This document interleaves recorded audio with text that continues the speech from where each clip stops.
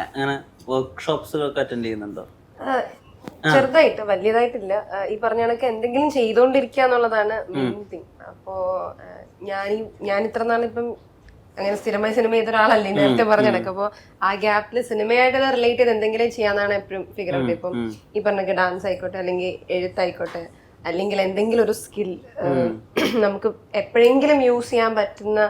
എനിക്ക് bike ride ചെയ്യാൻ ഭയങ്കര ഇഷ്ടം. അപ്പം അതിന്റെ എന്തെങ്കിലും സ്റ്റണ്ട് പഠിക്കാൻ പോവാ, അല്ലെങ്കിൽ എന്തെങ്കിലും ചെയ്യാ, അല്ലെങ്കിൽ സ്കേറ്റിംഗ്. ഞാൻ ഇങ്ങനെ ഈ ഗ്യാപ്പിൽ സ്കേറ്റിംഗ് പഠിക്കാൻ തുടങ്ങി. അപ്പം എന്തിലെങ്കിലും ഇൻവോൾവ് ആയിരിക്കുക എന്നുള്ളതാണ് ഫോക്കസ് ചെയ്യുക. അത് ഭയങ്കര നല്ലതാണ്. പിന്നെ ഈ ഡിസിപ്ലിൻ എന്ന് പറഞ്ഞ സംഭവമുണ്ട്. നമ്മള് സിനിമ ചെയ്യാതിരിക്കുമ്പോൾ അല്ലെങ്കിൽ ഒന്നും ചെയ്യാതിരിക്കുമ്പോൾ നമുക്ക് മെന്റലി ഭയങ്കര വല്ലാതെ ആവും. അപ്പൊ നമ്മൾ ചെയ്തുകൊണ്ട ഫിസിക്കൽ ആക്ടിവിറ്റീസിൽ നമ്മൾ കുറച്ചിങ്ങനെ വലിയാൻ തുടങ്ങും. അപ്പൊ അത് എല്ലാവർക്കും ഉണ്ട്. അത് ചെയ്യാതിരിക്കുക എന്നുള്ളതാണ് ഒരു കാര്യം.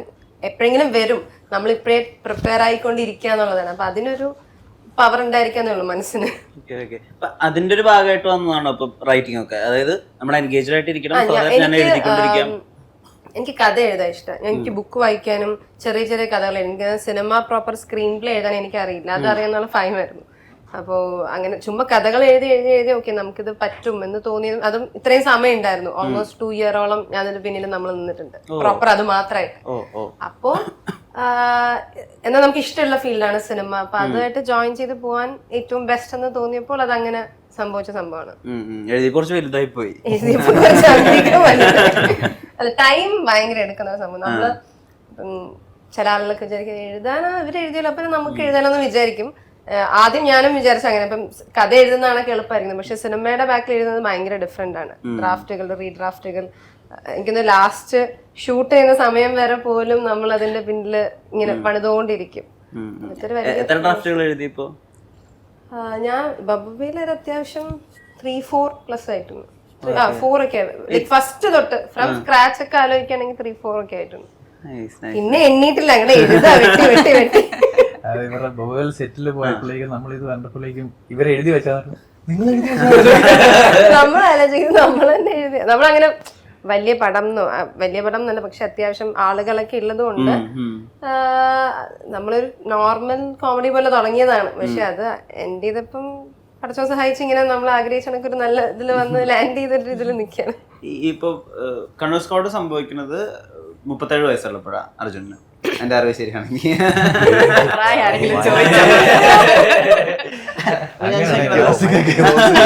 അവസരം കിട്ടില്ല. ഫെയിമിലേക്ക് അർജുന എത്തുന്നത് 37 വയസ്സില്ല. എപ്പോഴെങ്കിലും ആസ് എൻ ആക്ടർ നിങ്ങക്ക് പ്രായം പോകുന്നുണ്ടല്ലോ, നമുക്കൊരു സാധനം ക്രാക്ക് ചെയ്യാൻ പറ്റും, അത് ആ ഇൻസെക്യൂരിറ്റി ഹിറ്റ് ചെയ്തിട്ടുണ്ടോ? ഇല്ല, അത് വർക്കില്ലാത്ത സമയം ഹിറ്റ് ചെയ്തിട്ടുണ്ട് 25 വയസ്സില്. പിന്നെ അത് കഴിഞ്ഞിട്ട് പോയി. Because then you accept the journey for what it is. ഇപ്പോ സിറ്റുവേഷൻ കുറച്ച് ഡിഫറെന്റ് അല്ലേ? I don't think ഇപ്പോ പിന്നെ ആ പ്രഷേഴ്സും ഇല്ല. ബിക്കോസ് സിനിമ മാറി. സിനിമയുടെ മീൻസ് ഈ വെബ് സീരീസും സിനിമയുടെ ക്യാരക്ടേഴ്സ് എല്ലാം മാറി. സോ ആ ഏജിന്റെ പ്രഷർ ഇല്ല. ഐ ഫീൽ ഒരു സമയത്ത് അങ്ങനത്തെ പ്രഷറുകൾ ബാധിച്ചിട്ടില്ല. അയ്യോ, അതെ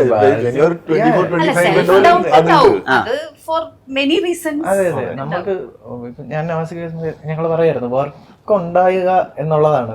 ഏത് റോൾ ചെയ്യാനാ താല്പര്യമെന്ന് നമ്മളോട് ചോദിച്ചപ്പോൾ നമുക്ക് റെലവെന്റ് ആയിട്ടിരിക്കുക എന്നുള്ളതാണ്. എനിക്ക് തോന്നിയിട്ടുണ്ട് ഫസ്റ്റ് കുറച്ചുകൂടി എളുപ്പമായിട്ട് എനിക്ക് തോന്നിയിട്ടുണ്ട്. സസ്റ്റെയിൻ ചെയ്യാനായിട്ട് എക്സ്ട്രീംലി ഡിഫിക്കൽട്ട് ആയിട്ട് തോന്നിയിട്ടുണ്ട്. പിന്നെ ഒരു പോയിന്റ് കഴിയുമ്പോഴേക്കും എനിക്ക് തോന്നുന്നു നമ്മൾ കുറച്ചുകൂടെ ഇതുമായിട്ടൊരു പീസിലെത്തും.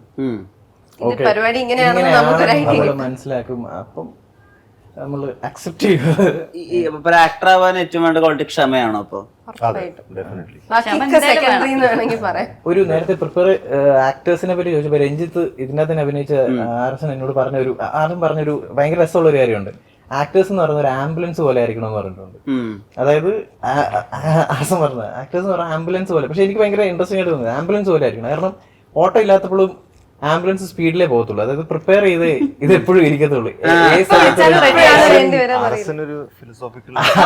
പക്ഷെ അത് ഭയങ്കര ഇൻട്രസ്റ്റിംഗ്. നമുക്കത് കാരണം ഇപ്പൊ ഞാനൊക്കെ ഒരു അപ്കമിങ് സ്റ്റേജ് ആയതുകൊണ്ട് നമ്മളൊക്കെ വിളിക്കുന്നത് ചിലപ്പം തലേദിവസമോ ഇങ്ങനെ ഒരു പ്രിപ്പറേഷൻ ഉള്ള ഒരു ഗ്യാപ്പോ അങ്ങനെയുള്ളൊരു അതിനുള്ളൊരു പ്രിവിലേജ് കിട്ടത്തില്ല നമുക്ക് മോസ്റ്റ്ലി. അപ്പൊ നമ്മൾ അതിന് വേണ്ടിയിട്ട് അങ്ങനെ വന്നു കഴിഞ്ഞാൽ പതറാതെ പെട്ടെന്ന് ഒരു സാധനം പറയാനും ഒക്കെ നമ്മൾ പ്രിപ്പയർഡ് ആയിട്ടിരിക്കണം. ഞാൻ ഇത്ര നാളും ചെയ്തില്ല, അങ്ങനെ പോയി നിൽക്കാനായിട്ടുള്ളൊരു സ്റ്റേജിലല്ലല്ലോ നമ്മളിപ്പം. നമ്മൾ പ്രിപ്പയർഡ് ആയിട്ട് ഇരിക്കുന്നത് കുറച്ചുകൂടെ ബെറ്റർ ആയിട്ട് എനിക്ക് തോന്നിയിട്ടുണ്ട്. ഈ ആക്ടർ എന്നുള്ള രീതിയിൽ ഈ ഒരു ലൈഫ് ഉണ്ടല്ലോ, അതായത് ഈ പറഞ്ഞ ഭയങ്കര ഇൻസെക്യൂരിറ്റീസ് ഉണ്ട് ഇതിനകത്ത്. ഐ മീൻ ഇൻസെക്യൂരിറ്റീസ് എന്ന് പറയാൻ പറ്റില്ല, കുറച്ചുകൂടി റിസ്ക് ആ, നമുക്ക് ഒരു കാര്യത്തിന് ഒരു അഷ്വറൻസ് ഒന്നും പറയാൻ പറ്റില്ല. നമ്മളെപ്പോ വേണമെങ്കിൽ ഇറലവന്റ് ആവാം. ചിലപ്പോ ഇപ്പൊ നമ്മുടെ ആക്ടിങ് കഴിഞ്ഞ പടത്തില് ഓവർ ആയിരിക്കും, അല്ല കഴിഞ്ഞ പടത്തിൽ ഓക്കെ ആയിരിക്കും, ഈ അടുത്ത പടത്തിൽ അത് ഓവർ ആക്ടിങ് ആന്ന് പറയും ആളുകൾ. കാലത്തിന് ശേഷം ഒരു കൾട്ടുള്ളത് പിന്നെ അത് വേറെ രീതിയിൽ ആളുകൾ പറയും. സോ ഇത് ചൂസ് ചെയ്യുമ്പോ ഇതിന്റെ പ്രശ്നങ്ങളൊക്കെ ആലോചിക്കാറുണ്ടോ ആസ് എ കരിയർ ആക്ടർ എന്നുള്ളത്? ഇല്ല, എന്തെങ്കിലും ഒരു എക്സൈറ്റ്മെന്റ് ഫാക്ടർ ഉണ്ടോ എന്നുള്ളതാണ് ഞാൻ പൊതുവെ ചൂസ് ചെയ്യുമ്പോൾ ആലോചിക്കുക. അതായത് അതിലൊന്നും എക്സൈറ്റിംഗ് അല്ല, എൻ്റെ ക്യാരക്ടർ എക്സൈറ്റിംഗ് അല്ല, ടീം എക്സൈറ്റിംഗ് അല്ല, കഥ കേട്ടിട്ട് നമുക്കൊന്നും കണക്ട് ചെയ്യാൻ പറ്റും, അങ്ങനെയാണെങ്കിൽ പിന്നെ അതിൽ വർക്ക് ചെയ്യുന്നതിൽ കാര്യമില്ല. പക്ഷെ എന്തെങ്കിലും ഒരു എക്സൈറ്റ്മെന്റ് ഫാക്ടർ ഉണ്ടെങ്കിൽ I use to choose because you don't have a lot of options.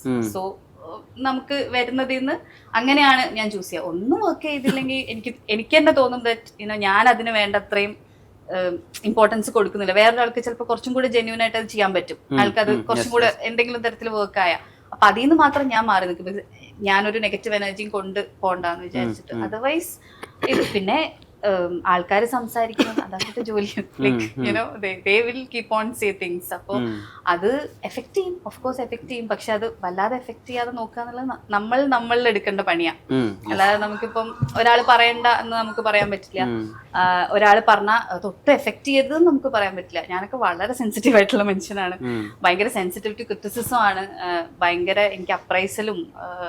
ഞാനിങ്ങനെ ഡയറക്ടറുടെ മുഖം നോക്കും, ഒരു ചെറിയ തെളിച്ചാണ് ഓക്കെ ഫൈൻ, അങ്ങനെ വർക്ക് ചെയ്യുന്ന ഒരാൾ. അങ്ങനെ മോണിറ്ററിൽ പോയി നോക്കാൻ അങ്ങനത്തെ സ്വഭാവം ഇല്ല. ലൈക്ക് എന്റെ ഏത് ആംഗിൾ ആണ് നല്ലത്, എന്നോട് ചോദിക്കും ഫോട്ടോഗ്രാഫേഴ്സ് ഏത് സൈഡാണ്, I don't have A side, അങ്ങനത്തെ ആളാണ് ഞാൻ. അപ്പോ ഞാൻ ഇങ്ങനെയൊക്കെ ആണെങ്കിലും ഇത് വല്ലാതെ ഉള്ളിൽ പോയി ഉള്ള സെൽഫ് ഡൗട്ടിന് കൂടെ പ്രശ്നം ഉണ്ടാക്കാതിരിക്കാൻ വേണ്ടി നമ്മൾ പണിയെടുക്കണം എന്നുള്ളതാണ്.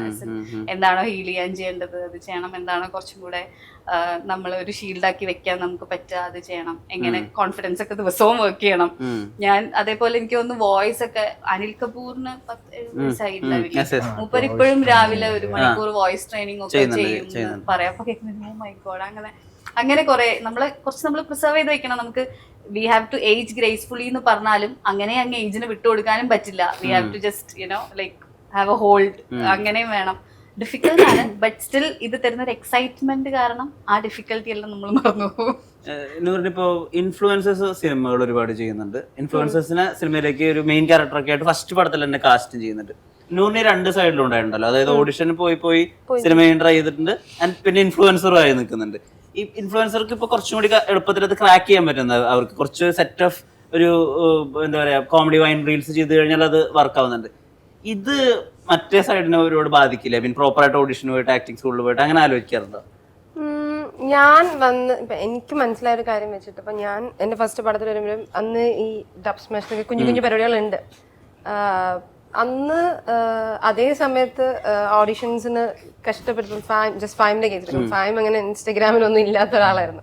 നമ്മുടെ എല്ലാവരുടെയും പടം ഇറങ്ങുന്നത് ഓൾമോസ്റ്റ് ഒരേ സമയത്തായിരുന്നു, ജൂണും അതെല്ലാം ഒരു ദിവസം 2 വ്യത്യാസത്തിലാണ്. അപ്പം ഇപ്പുറത്ത് അതേ ഒരു സെറ്റ് ഓഫ് ആളുകൾ ഓഡിഷൻസിന് മാത്രം പോയി, അല്ലെങ്കിൽ ഇതൊക്കെ നടക്കുന്നുണ്ട്. അപ്പം അറ്റ്ലാസ്റ്റ് നമ്മൾ വന്ന് എത്തണമെങ്കിൽ അത് എത്തും, ആ ഒരു ടൈം ചിലപ്പം എക്സ്ട്രാ എടുക്കുന്നുണ്ടായിരിക്കും. പക്ഷെ ഇന്നത്തെ എനിക്കൊന്ന് ഈ റീൽസ് അല്ലെങ്കിൽ ഇതിലൊക്കെ നമ്മൾ ഒരുപാട് ടാലൻസിനെ പിക്ക് ചെയ്യാൻ കുറച്ചുകൂടെ എളുപ്പമാണെന്ന് തോന്നിയിട്ടുണ്ട്.